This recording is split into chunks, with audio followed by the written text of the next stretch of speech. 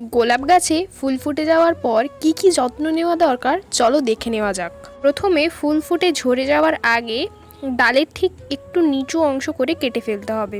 তারপর ওই কাটা জায়গায় যে কোনো ধরনের ফাঙ্গিসাইড লাগাতে হবে, যাতে গাছে নতুন ডালপালা আসতে সুবিধে হয় এবং ওই কাটা জায়গায় ফাঙ্গাল ইনফেকশন যাতে না হয়।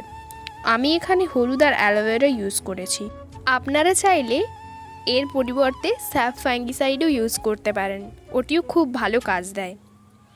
এরপর আমি প্রত্যেকটা কাটা অংশে হলুদ এবং অ্যালোভেরা জেলটি ভালো করে লাগিয়ে নিলাম। এরপর গাছে যে শুকনো কয়েকটা ডাল ছিল ওগুলিকে কেটে নিলাম এবং গোড়ার মাটিতে যে সমস্ত পাতা পড়েছিল ওগুলো ভালো করে পরিষ্কার করে নিলাম। গোড়ার মাটি সবসময় ভালো করে পরিষ্কার রাখতে হবে। গোলাপ গাছে এমন কিছু ডালপালা হয় যেগুলিতে কুড়ি আসে না, এদের ব্লাইন্ড স্যুট বলে।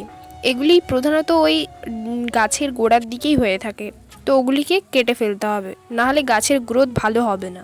গোলাপ গাছকে সবসময় ফুল সানলাইটের নিচে রাখতে হবে, আর সপ্তাহে একবার খোল জল আর 15 দিন অন্তর পটাশ, এনপিকে, সুপার ফসফেট এই ধরনের সার অল্টারনেটিভ করে দিতে হবে।